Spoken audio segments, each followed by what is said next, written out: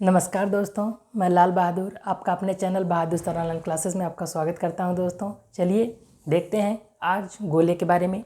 ठीक है कि गोला पर आधारित कौन कौन से प्रश्न हो सकते हैं, कितने फार्मूले गोले पे हैं और कितने टाइप से आपसे प्रश्न पूछ सकता है। उस अगर फार्मूले याद हैं तो उतने टाइप का वो प्रश्न बनाएगा। ठीक है, अब जानते हैं गोला क्या है। इस तरह का होता है, वृत्त जैसा ही होता है वो, लेकिन वो 2D होता है, 3D होता है। ठीक है, वो एक छल्ले टाइप का होता है या पूरा सॉलिड होगा। ठीक है, तो इसकी एक त्रिज्या होगी। इसकी क्या होगी? एक त्रिज्या। मान लीजिए उसकी त्रिज्या क्या है? r है।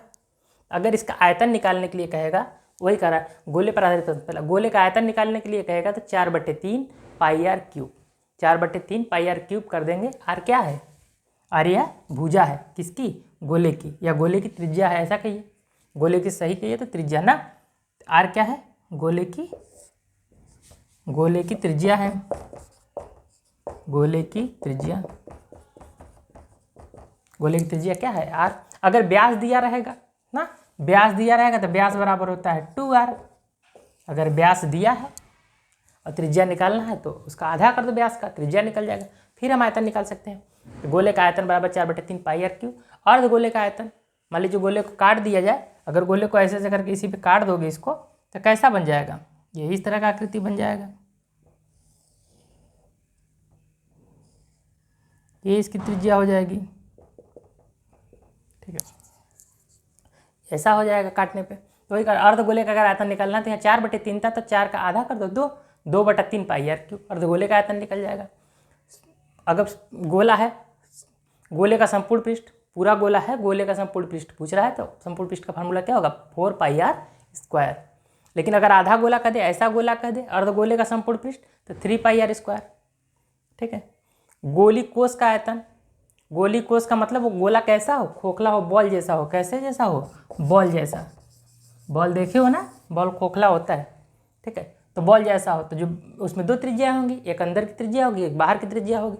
मान लीजिए बाहर की त्रिज्या, बाहरी त्रिज्या r1 है और अंदर की त्रिज्या r2 है। छोटी वाली त्रिज्या r2 है।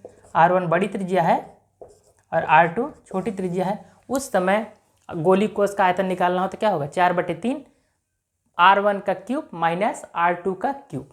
r1 के क्यूब में से r2 का क्यूब घटा दीजिए, जो आएगा उसमें 4/3 पाई r क्यूब। यहाँ पाई लगाना भूल गए, ऐसे लगा लो। 4/3 पाई r कोष्टक में r1 का क्यूब माइनस r2 का क्यूब, ऐसे आप निकाल सकते हैं। और समतल परिच्छेद की त्रिज्या निकालने के लिए कह दे। समतल परिच्छेद क्या होता है? यहाँ से इसको, ये मान लीजिए कोई समतल परिच्छेद है, ये इसकी क्या हो जाएगी? ये इसकी हो जाएगी हाइट, ये इसकी क्या हो जाएगी? त्रिज्या। ये वाला जो एरिया होगा इसी कहेंगे समतल परिच्छेद r। अगर इस r का मान निकालना हो तो r बराबर क्या होगा? इस बड़े वाले में से छोटे वाले को घटा देंगे, क्योंकि समकोण होगा। r square minus h square. यही है समतल परिच्छेद की त्रिज्या r बराबर कड़ी में r square minus h square. r क्या है? त्रिज्या। h क्या है? ऊंचाई। समतल परिच्छेद से ऊंचाई कितनी है उसके सेंटर की। ठीक है, चलिए देखते हैं सवाल के माध्यम से कुछ समझने का प्रयास करते हैं और कुछ 2-4 सवाल लगा लीजिए जी। फार्मूले तो आपको मिल ही गए हैं। चलिए पहला सवाल कह रहा है एक गोले की त्रिज्या 5 सेमी है तो आयतन और संपूर्ण पृष्ठ बताओ। लो सवाल बोल दीजिए। एक गोले की त्रिज्या कितनी है? 5 सेंटीमीटर है और उसका आयतन भी पूछ रहा है कि आयतन भी बता दो हमको और उसका संपूर्ण पृष्ठ भी बता दो। आयतन के लिए गोले का आयतन का फार्मूला क्या होता है? 4/3 पाई r क्यूब। अगर हमें आयतन निकालना है, आयतन बराबर क्या होता है? 4/3 पाई r क्यूब। 4/3 पाई को रहने दो, पाई ही रहने दो, या 22/7 रख दो पाई का मान, या 3.4 रख दो, कुछ भी रख दो। नहीं रखना तो ऐसे रहने दो। r का मान कितना दिया है? 5 का क्यूब। तो 4/3 5 का क्यूब मतलब 125 पाई। यहाँ गुणा करा लो, कितना हो जाएगा? 400 500 500/3 पाई, यही होगा। आयतन है तो मात्रक क्या होगा? घन सेमी। ठीक है, आयतन निकल गया। अगर संपूर्ण पृष्ठ निकालना है तो संपूर्ण पृष्ठ निकालना हो तो देखो संपूर्ण पृष्ठ का फार्मूला लगाओ। संपूर्ण पृष्ठ बराबर क्या होगा गोले का? गोले का संपूर्ण पृष्ठ क्या होगा? संपूर्ण पृष्ठ बराबर होता है पाई आर स्क्वायर। पाई का मान 4 पाई आर स्क्वायर, तो 4 पाई गुणे आर का मान 5, 5 का स्क्वायर, आर का मान रखेंगे 5, तो 4 पाई 5 का स्क्वायर करोगे हो जाएगा 25, 25 का गुणा करोगे 4 में हो जाएगा 100 पाई। ठीक है, पाई का मान 3.4 रख कर गुणा करा दो, वो दूसरा उत्तर दिया रहेगा, 2 मैच करेगा, तो संपूर्ण पृष्ठ निकल गया। सेम इसी तरह मान लो कि एक गोला न दे के एक अर्ध गोला दे दे, गोला न देकर एक अर्ध गोला दे दे। ठीक है, एक अर्ध गोला। तीसरा सवाल देखिए, एक अर्ध गोले की त्रिज्या, एक अर्ध गोले की त्रिज्या 5 सेंटीमीटर है। ये दूसरा सवाल है, एक अर्ध गोले की त्रिज्या 5 सेंटीमीटर है तो आयतन बताओ। बताइए आयतन कैसे निकालोगे? अर्ध गोला है, गोला कैसा है? अर्ध गोला। तो अर्ध गोला का सूत्र पूछ रहा है, अर्ध गोला का सूत्र पूछ रहा है। अर्ध, तो देखिए हमने पता है अर्ध गोला का सूत्र क्या होता है। अर्ध गोला का आयतन अगर निकालना हो, अर्ध गोला का आयतन 2/3 pi r cube, 2/3 pi r cube. अर्ध गोले का अगर हमें आयतन निकालना हो तो कैसे निकालेंगे? अर्धगोले का आयतन 2/3 पाई आर क्यूब से, तो 2/3 पाई, आर का मान कितना है 5, 5 का क्यूब, 2/3 पाई 5 का मतलब 125 हो जाएगा, 5 का क्यूब मतलब 125, 125 के यहाँ गुणा करा दो हो जाएगा 250/3 पाई। ये उत्तर हो जाएगा मात्रा घन सेमी। ठीक है, इसी तरह मान लीजिए वो संपूर्ण पृष्ठ पूछता तो संपूर्ण पृष्ठ का फार्मूला लगा के संपूर्ण पृष्ठ निकाल सकते थे। मान लो वह ऐसा दे दे। तीसरा सवाल, एक खोखले गोले की त्रिज्या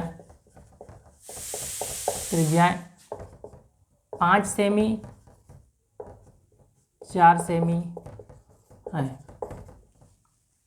तो आयतन और संपूर्ण आयतन और सीधे आयतन लिख दो, तो आयतन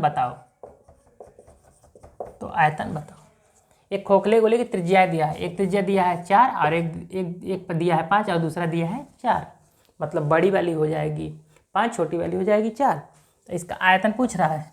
आयतन का फार्मूला क्या होता है खोखले गोले का? खोखले गोले का या गोलीकोष, खोखला गोला का चाहे गोलीकोष का आयतन बराबर क्या होता है 4/3 R1 का क्यूब माइनस R2 का क्यूब, यही होता है। तो 4/3 पाई, R1 का मान उसने दे दिया 5, तो 5 का क्यूब माइनस R2 का मान दे दिया 4, 4 का क्यूब, 4/3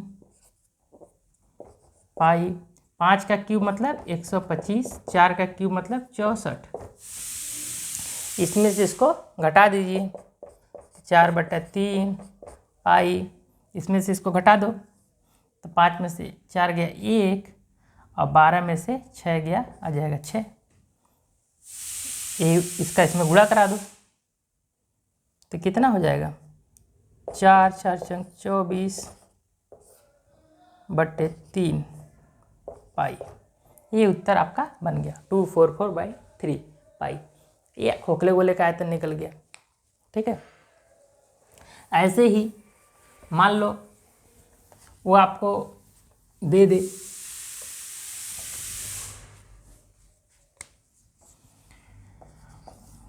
कि एक समतल परिच्छेद की त्रिज्या ज्ञात करो,